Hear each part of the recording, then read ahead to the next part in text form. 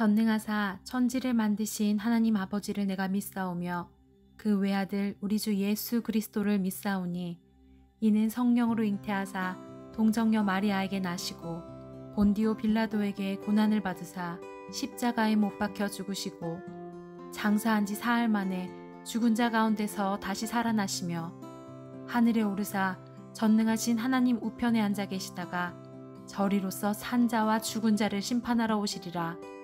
성령을 믿사오며 거룩한 공회와 성도가 서로 교통하는 것과 죄를 사하여 주시는 것과 몸이 다시 사는 것과 영원히 사는 것을 믿사옵나이다. 아멘.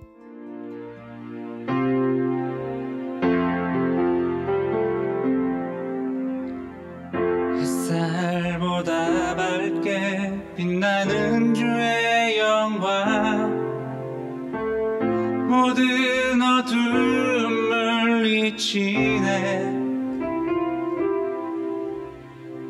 그늘도 주 앞에 다가설 수 없네. 주의 거룩한 보좌 앞에 오직 주의 보혈, 주의 긍휼을 의지하여 나가리. 왕 대신 주 앞에 나 경배합니다.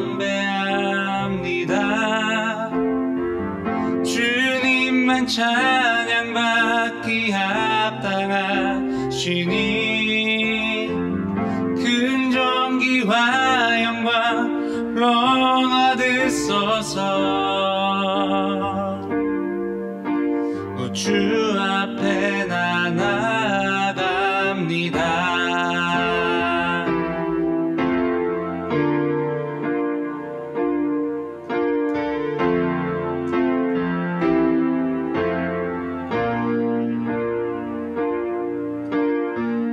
햇살보다 밝게 빛나는 주의 영광, 모든 어둠을 이치네. 누구도 주 앞에 다가설 수 없네. 주의 거룩한 보좌 앞에 오직 주의 보혈, 주의 긍휼을 의지하여 나가리. 왕 대신 주 앞에 나 경배합니다. 주님만 찬양받기 합당하시니 근존귀와 영광 홀로 받으소서. 주 앞에 나 나갑니다. 왕 대신 주 앞에 나 경배합니다. 주님만 찬양받기 합당하시니 근존귀와 영광 홀로 받으소서. 주 앞에 나 나갑니다. 주님 내가 나갑니다.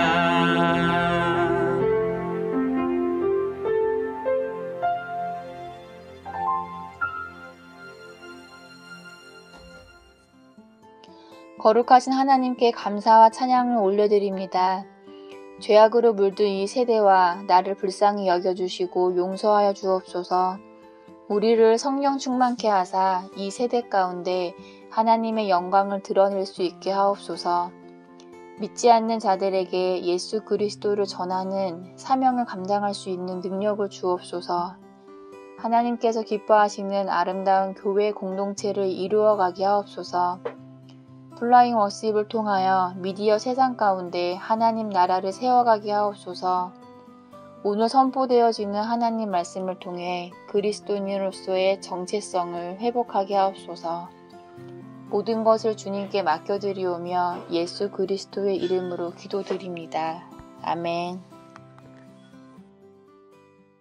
오늘 우리에게 주신 하나님의 말씀은 갈라디아서 5장 22절에서 26절까지의 말씀입니다. 오직 성령의 열매는 사랑과 희락과 화평과 오래 참음과 자비와 양성과 충성과 온유와 절제니 이 같은 것을 금지할 법이 없느니라. 그리스도 예수의 사람들은 육체와 함께 그 정욕과 탐심을 십자가에 못 박았느니라. 만일 우리가 성령으로 살면 또한 성령으로 행할지니 헛된 영광을 구하여 서로 노엽게 하거나 서로 투기하지 말지니라. 아멘. 안녕하세요. 플라잉 워십의 신태호 목사입니다. 오늘도 영상으로 예배를 드리는 모든 분들을 주님의 이름으로 환영하고 축복합니다. 우리가 지난주에는 이제 부활주의를 이제 보냈는데 예수님의 부활을 기념하면서 그 부활 신앙을 가진 자로서의 삶에 대해서 우리가 함께 좀 이야기를 나눴었죠. 근데 이 부활 신앙을 가진 자로서의 삶을 지속적으로 유지하기 위해서 반드시 필요한 것이 바로 이제 성령인데 이 성령에 관한 이야기를 오늘은 좀 나누려고 합니다. 그리고 왜 우리가 크리스천 공동체에서 이 성령을 강조하는지는 성경 여러 곳에서 우리가 좀 찾아볼 수가 있겠는데 성령에 대해서 가장 정확하게 이야기를 한 부분이 어떻게 보면 사도행전 1장 말씀에 나오는 것 같습니다. 예수님께서 이제 십자가에서 이제 죽으시고 이제 부활하신 후에 이제 제자들에게 이제 나타나셨죠. 그래서 제자들과 또 이렇게 교제를 하시고 약 40일 동안 이제 또 그 시간을 보내시고 나서 이제 승천을 하시게 되는데 이 승천하시기 바로 직전에 이제 제자들에게 이제 명령을 한 것이 있습니다. 그게 이제 사도행전 1장의 이제 이야기인데 어떤 명령을 하셨냐면요.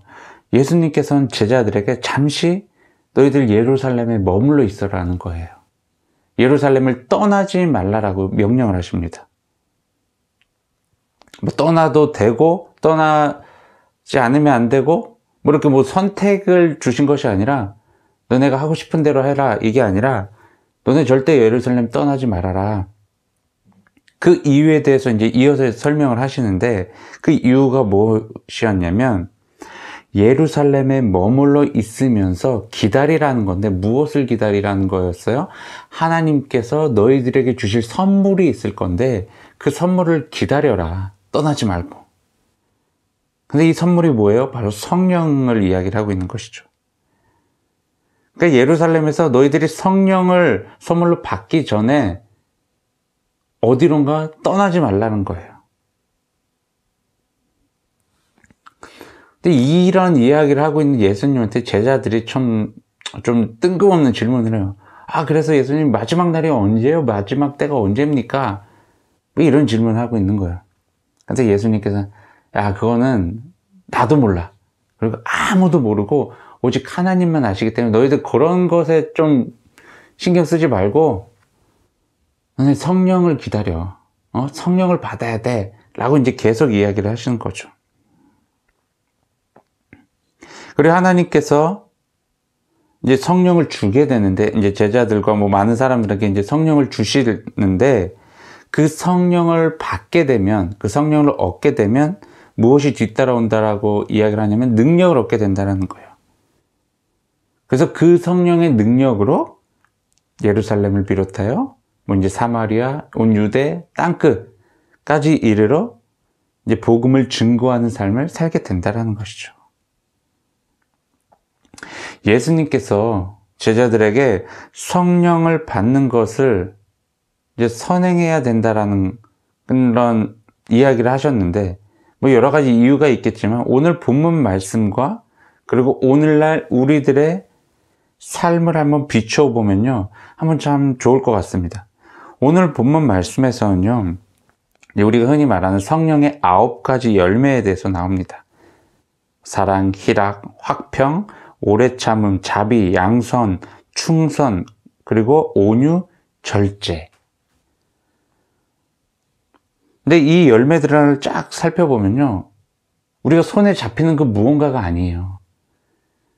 우리 인간들이 갖고 있는 어떻게 보면 하나의 인격에 대한 부분을 이야기를 하고 있어요. 그러니까 성령의 열매로 나타내어지는 것은요, 우리 인간들이 얼마나 인격적으로 완성되어져 가는지에 대해서 이야기를 하고 있다는 거예요.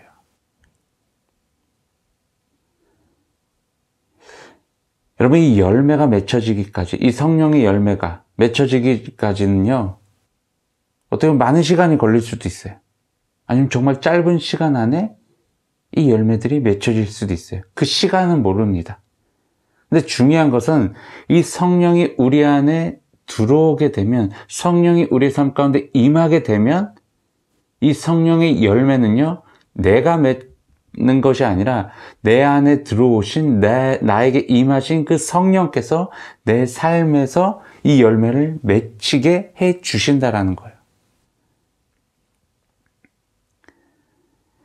여러분, 왜 예수님께서는 제자들에게 이러한 성령을 기다리라고 이야기를 했을까요?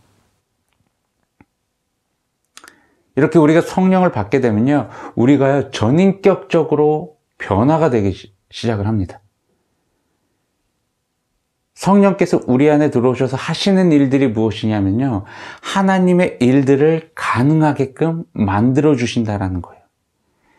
여러분, 예수님이 승천하시기 전까지 제자들의 모습을 한번 쫙 살펴봅시다. 예수님을 3년간 따라다녔어요. 열심히 예수님 옆에서 봉사도 하고 잘 섬기고 예수님의 말씀을 항상 듣고 배웠던 제자들이었어요. 그리고 눈앞에서 예수님이 행했던 그 이적들, 놀라운 그런 기적들까지 보고 듣고 직접적으로 그 기적의 현장에 있었던 자들이 바로 제자들이었어요. 그런데 그러한 제자들에게 예수님께서는 너희들 바로 내가 이제 승천하자마자 너희들 빨리 흩어져 가지고 복음을 전해야 된다. 지금 세상이 죽어가고 있어. 죄로 멸망의 길로 빠져 있어. 너희들 빨리 그 세상을 구원시켜야 돼. 빨리 나가서 복음을 전해라. 라고 말씀하시지 않았다라는 거예요. 기다리라고 먼저 예수님께서는 말씀하셨어요. 성령을 기다리라고. 왜냐면요, 아직 그 제자들은요, 모르겠어요. 예수님과 함께 했던 그 시간들 속에서 뭐 지식적인 부분으로는 어느 정도 뭐 채워졌다고 봅시다. 그리고 어느 정도 경험도 이제 생겼다고 봅시다. 그런데 중요한 건 그들 안에 능력이 없다는 것을 예수님은 알고 계셨어요. 여러분, 결국 예수님 십자가 돌아가실 때 함께 했던 그 제자들 다 도망가 버렸어요. 배신했고요. 그 어느 누구도요, 오늘 말씀처럼 성령의 능력으로 예수님 곁을 지키지 못했어요. 그게 제자들의 현실이었어요. 그것을 누구보다도 예수님이 잘 아셨죠. 그리고 예수님께서는 또 이 제자들을 통해서 그 예수님께서 행하셨던 그 일들을 이어나가기를 원하셨죠. 그래서 너희들 이제 내 일을 해야 될 텐데 성령을 기다려. 그리고 그 성령이 너에게 임하게 되면 너에게 능력이 주어질 것인데 그 능력을 가지고 복음을 전하라 라고 이야기를 하신 것이죠. 여러분, 이 성령이 임하게 되면요, 이렇게 이제 9가지 열매들이 나타난다고 이제 오늘 본문에서 나오는데요. 또 중요한 이야기를 하고 있습니다. 이 성령의 열매들이 나타남으로 인해서 내 삶이 변화가 이제 막 되기 시작을 하는데 이것을 어느 누구도 막을 수 없다라는 거예요. 그리고 심지어 우리 인간들 세상에서 존재하고 있는 그 어떠한 법도 이 성령을 통해서 일어나고 있는 그러한 일들을요, 금할 수가 없다라고까지 이야기를 하고 있어요. 다시 말씀드리면 성령이 내 안에 들어오게 되면요, 그 성령께서 모든 것을 다스리게 된다는 거예요. 세상 그 어떠한 것도 이 성령의 인도하심을 방해할 수 없다라는 것을 이야기합니다. 그런데 이 성령의 인도하심을 받기까지는 몇 가지 과정이 필요하죠. 우리 그리스도인들은요, 육체와 함께 우리 육체가 추구하는 정욕, 탐심을 비롯한 이런 모든 죄악을요, 십자가에 못 박아야 된다는 거예요.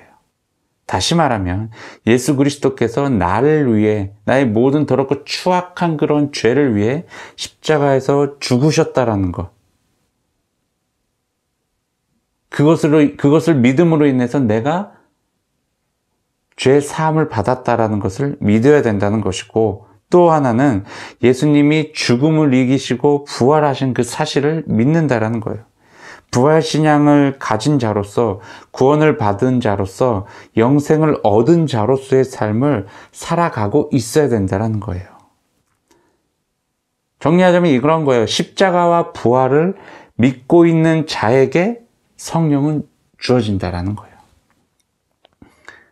내 안에 더러운 것들이 다 씻겨진 바 되어져야지 내 안에 거룩한 성령이 들어올 수 있다는 거예요. 여러분, 하나님은 거룩하신 분이십니다. 그 어떤 더러운 죄악과도요, 함께 머물 수가 있질 않습니다. 우리가 흔히 사용하는 단어 중에 완전하다라는 그런 표현이 있죠. 근데 이 완전하다라는 것은 세상 그 어떠한 것에도 어울리지 않는다는 얘기입니다. 유일하게 어울리시는 분은 바로 하나님이십니다. 즉 하나님은 완전하신 분이시다라는 거예요. 완전하게 거룩한 깨끗하신 분이시라는 거예요. 그리고 세상의 그 어떠한 것도 그분의 거룩함을 침범할 수 없다라는 것입니다. 어둠이 빛을 이길 수 없는 것과도 똑같은 원리예요. 그리고 빛과 어둠이 한 곳에 공존할 수 없다는 것과도 동일한 이야기입니다.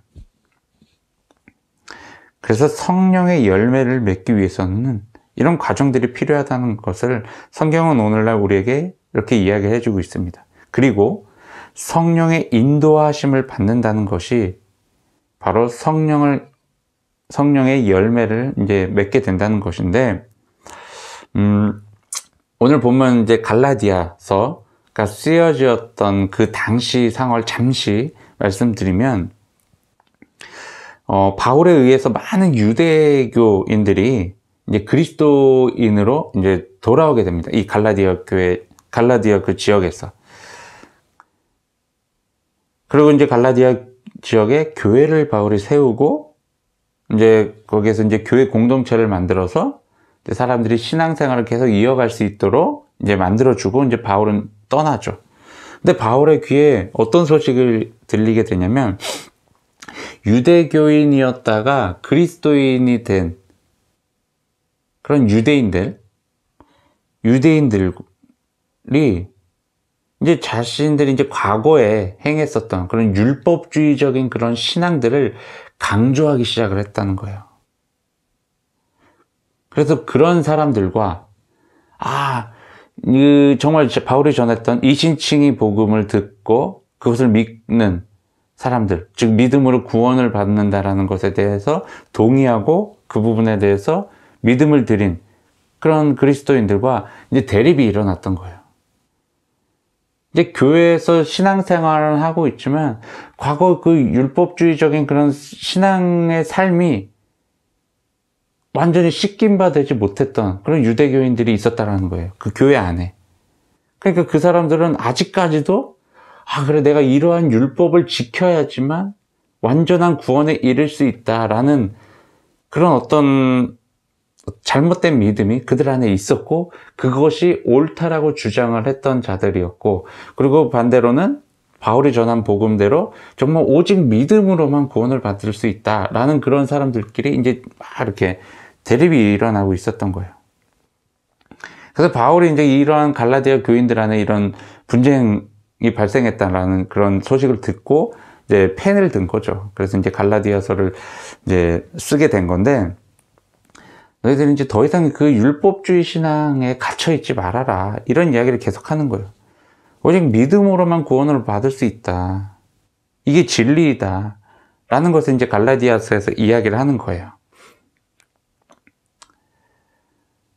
즉 갈라디아서에서 주장하는 것이 뭐냐면 율법을 지키기 위해서 우리의 삶을 살아가는 것이 아니라 믿음으로 구원을 받게 되면서 우리가 더불어서 얻게 된 성령, 그 성령의 이끄심을 따라서 살아가야 된다는 것을 바울이 이야기를 하고 있는 거예요.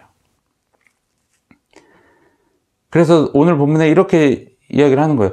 그렇게 해서 성령이 인도하시기에 성령이 우리의 삶을 이끌어가고 있기 때문에 더 이상 우리 인간들이 육체의 정욕과 탐심이 우리 안에 자라지 않게 된다는 것을 이야기를 하는 거예요. 즉 성령은 우리 그리스도인들이 그리스도인으로서 살아갈 수 있도록 아주 강력하게 도움을 주는 존재라는 것을 이야기를 합니다. 여러분 요한복음 14장 26절 보혜사 곧 아버지께서 내 이름으로 보내실 성령 그가 너희에게 모든 것을 가르치고 내가 너희에게 말한 모든 것을 생각나게 하리라. 아멘. 성령을 보혜사라고 표현을 합니다. 근데 이 보혜사라는 단어를 헬라어로는 파라클레토스라고 이렇게 표현을 하는데 이것이 어떤 의미냐? 도움을 베풀기 위해 곁으로 부름을 받은 자를 파라클레토스라고 이야기를 합니다. 그리고 영어로는 카운셀러라고 해서 상담자라고 이야기를 하는데 성령이 무엇이냐? 우리 인간들에게 도움을 주고자 하나님께서 우리 곁에 보내주신 선물이라는 거예요. 근데 어떤 도움을 주고자? 올바른 길을 걸어갈 수 있게끔 도움을 주고자 우리의 삶 가운데 선물로 주신 것이 바로 성령이라는 것입니다. 즉 우리에게 오신 성령은요, 어떻게 보면 하나님의 말씀을 우리가 온전히 받아들이고 그리고 그 말씀대로 살아갈 수 있도록 힘과 지혜와 능력을 주시는 존재가 바로 성령이라는 거예요. 그렇다면 우리 그리스도인들에게 이 성령은요, 너무나도 중요한 부분이라는 거예요. 우리가 그리스도인으로 살아갈 수 있도록 만들어주는 유일한 길이라는 거예요. 여러분 사도행전 1장 8절 말씀 이렇게 시작을 했습니다. 오직 성령이 너희에게 임하시면 다음에 너희가 권능을 받고 성령이 우리의 삶 가운데 오시게 되면 그러니까 우리가 기다리고 있던 정말 하나님으로부터 받을 그 선물, 그 성령을 우리가 받게 되면 어떠한 일이 일어난다고요? 우리 삶 가운데? 권능, 능력을 받게 된다는 거예요. 그런데 이 능력을 왜 받아야 되냐? 이 능력을, 이 권능을 받아야 되는 이유가 있어요. 그게 바로 이어서 사도행전 1장 8절 후반부에 이야기가 나오는 거예요. 예루살렘, 유대, 사마리아, 땅 끝까지 이르러 내 증인이 될 수 있을 것이다 라는 거예요. 즉 증인의 삶을, 즉 복음을 증거하는 삶을 살아갈 수 있게끔 만들어 줄 수 있는 것이 그러한 능력, 복음을 증거하는 사람으로서 살아갈 수 있는 능력을 부여해 주는 것이 바로 성령이라는 것을 이야기를 하는 거예요. 예수님의 제자들에게 성령은요, 어떻게 보면 반드시 필요한 것이었어요. 왜냐하면 그들에게 이미 사명이 주어졌어요. 이미 예수님의 삶을 통해서 그 제자들이 살아갈 삶이 어떠한 삶인지를 그들은 이제 인식이 끝났어요. 입력이 다 됐어요. 그렇다면 이것을 이제 살아내는 것이 중요한데 그것을 살아가게끔 만들어주는 것이 무엇이라고요? 바로 성령이라는 것이에요. 그리고 오늘날 우리들에게도 마찬가지입니다. 여러분, 우리가 성경에 나와 있는 그 제자들과 우리를 너무 거리감 있게 두고 생각하지 않았으면 좋겠습니다.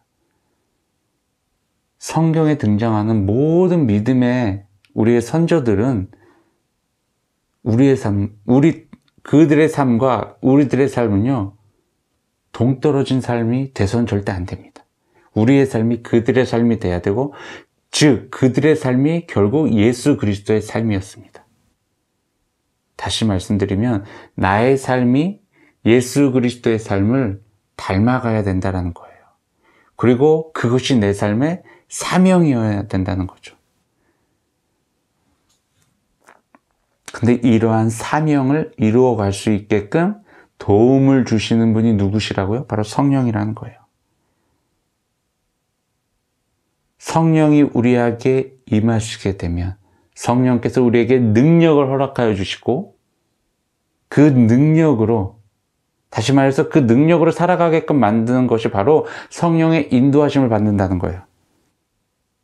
이렇게 성령의 인도하심을 받으면서 성령의 능력을 발휘하며 살아갈 때 우리는 어떠한 일을 하게 되냐면 바로 하나님의 일을 하는 거예요. 복음을 증거하는 삶을 살아가게 된다는 거예요. 근데 이 부분에서 우리가 한번 스스로에게 솔직하게 한번 이런 질문을 던져봤으면 좋겠어요. 나는 과연 성령의 인도하심의 필요성을 느끼면서 살아가고 있는지, 그리고 또 하나, 성령의 인도하심을 정말 나는 간절히 원하는데 과연 무엇 때문에 성령의 인도하심을 간절히 원하고 있는지. 간혹 이런 분들도 있습니다. 내 육체의 정욕과 탐심들을 이루기 위해 성령을 어떻게 보면 이용하고자 하는, 오늘 본문 말씀에 나오는 어떻게 보면 헛된 영광을 구하는데 성령을 사용하려고 하는 자들도 있다라는 거예요. 여러분은 어떻습니까? 이런 성령의 지배를 받는 것, 성령의 통치하심을 받는 것, 성령의 다스리심을 받는 것, 이것이 바로 성령 충만한 삶입니다. 그리고 그 삶이 바로 성령의 인도하심을 받는 삶입니다.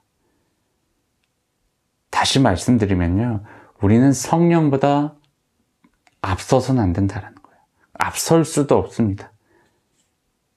우리가 성령을 이끌고 가는 게 아니에요. 성령이 내 삶을 이끌어 가도록 내 삶을 맡기는 것이 중요하다라는 거예요. 여러분, 정말 우리가 하나님 앞에 정말 겸손하게, 정말 예수님께서 제자들에게 예루살렘을 떠나지 말고 성령을 기다려라 라고 말씀하셨던 그 명령처럼 우리가 정말 내 의지, 나의 어떤 노력, 나의 열정을 앞세우기보다 정말 하나님 앞에 잠잠히 성령을 간구하고 성령의 인도하심을 사모하는 그런 어떤 열정들이 내 안에 있길 소망합니다. 그리고 더 나아가서 그 성령의 능력을 힘입어 정말 하나님이 기뻐하시는 일을 하나하나 이루어 나갈 수 있는 저와 여러분이 되길 주님의 이름으로 축원합니다. 기도하겠습니다. 사랑과 은혜가 충만하신 하나님, 참으로 감사와 찬양 올려드립니다.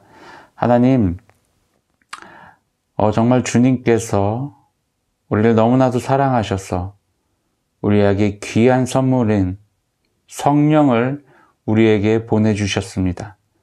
하나님, 이 성령을 우리가 온전히 받아들이고 그 성령님께 나의 삶을 온전히 맡기고 성령님의 인도하심을 따라 살아가는 우리 모든 그리스도인들 되게 하여 주시옵소서. 성령의 인도하심으로 인하여 내 삶 속에서 하나님이 나에게 주신 그런 복음을 증거하는 그 사명을 온전히 이루어갈 수 있도록 주님 도와주시옵소서. 이 시간 주님 앞에 귀한 예물을 올려드립니다. 이 예물이 쓰여지는 곳마다 하나님의 나라가 확장되어지게 하시고 하나님의 이름이 널리 전파되어지게 하시며 하나님의 사랑이 전해질 수 있게 도와주옵소서. 예물을 드린 손길을 주님께서 기억하시고 저들의 삶 속에서 감사와 찬양이 넘치게 하시며 저들의 삶에 하나님의 풍성한 은혜가 임하게 하여 주시옵소서. 이제는 우리 주 예수 그리스도의 십자가의 은혜와 하나님의 넓고 크신 사랑하심과 성령님의 보호 인도 동행하심이 오늘 이 자리에 모여 성령을 사모하며 성령의 인도하심을 따라 살아가겠다고 결단한 우리 모든 그리스도인들 위해 지금으로부터 영원까지 함께하기를 간절히 축원하나이다. 아멘.